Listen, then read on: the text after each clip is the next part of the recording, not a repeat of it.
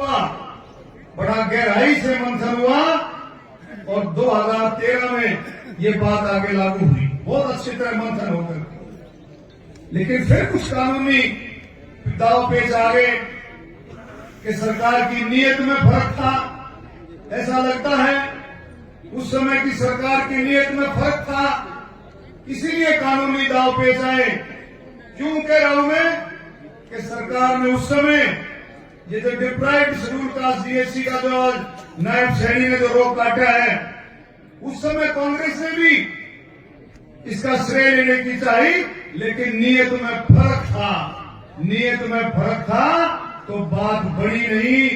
और बात बढ़ी नहीं तो दोनों ही, हमारा ईडब्ल्यूएस भी और वो डिप्राइव्ड वाला भी, दोनों ही मामला लटक पटक करके दर्द हो गया।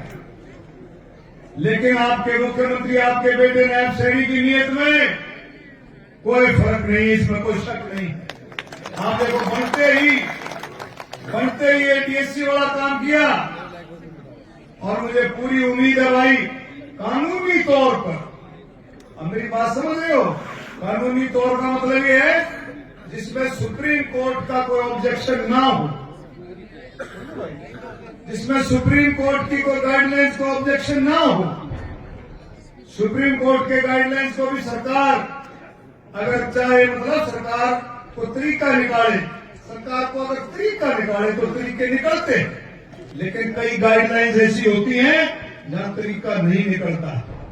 जहां तरीका निकलता नहीं है। मैं फिर कह रहा हूं, अगर कोई तरीका निकलेगा, अगर कोई तरीका निकल सकता है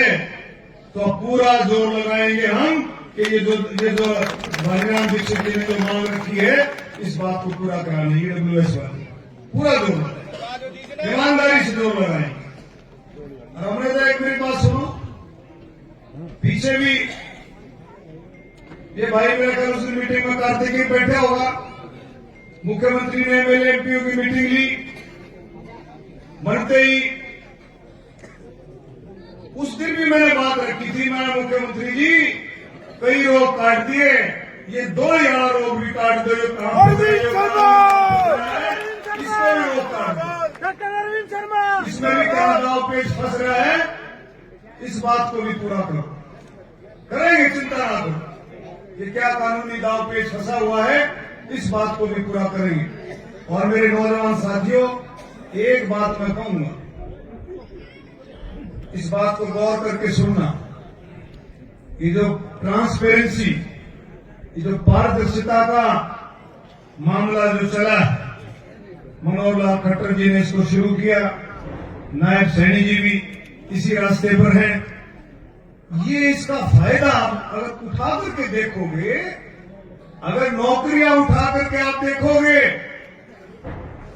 क्योंकि आपके बच्चे, हमारे भाई, आपके बेटे, अपना परिवार सक्षम है नौकरियां लेने में, वो अपने दम पर, अपनी कॉम्पिटेंसी पर नौकरी ले सकता है। तो आप जितनी नौकरियों में उठा करके देखो, उनमें आपको इतना हिस्सा मिल रहा है, आपको कभी जिंदगी में इतना हिस्सा मिल नहीं सकता था जितना आपको अपनी मेहनत से मिल रहा है। आपको